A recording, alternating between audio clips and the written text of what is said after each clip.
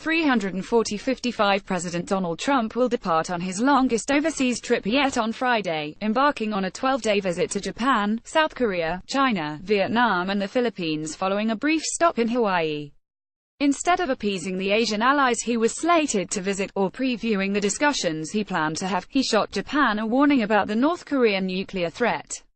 "Of course they're worried," he told Fox News' Laura Ingraham on Thursday when she prodded him about Japan, which is located only about 650 miles from the rogue regime. "They should be worried. You know, they're very close to North Korea. Japan is a U.S. ally and Prime Minister Shinzo Abe is a very good friend of his," Trump continued. "It's a warrior nation," he warned, "and I tell everyone else that, listen, you're going to have yourself a big problem with Japan pretty soon if you allow this to continue with North Korea." Brendan Smilovsky at Getty Images. Shinzo Abe, Japan's Prime Minister, and U.S. President Donald Trump talked during the United Nations General Assembly in New York City in September.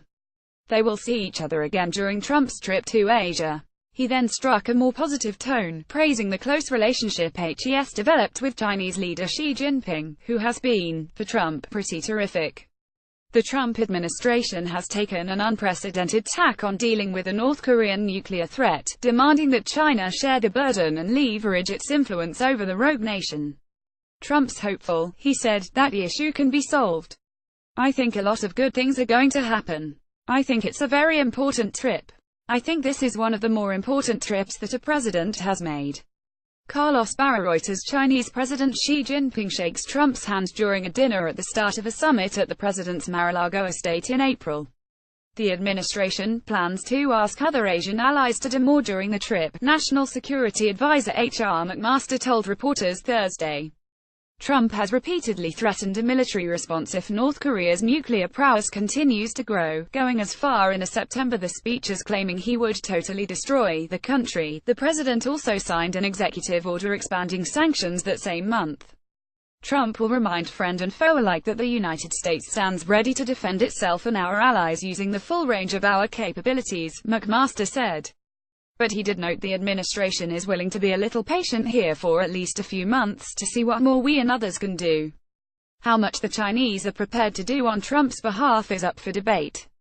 While China, one of North Korea's few allies and trade partners, has imposed United Nations Security Council sanctions, it has also asked Trump to cool it with the inflammatory rhetoric and urged a diplomatic approach instead.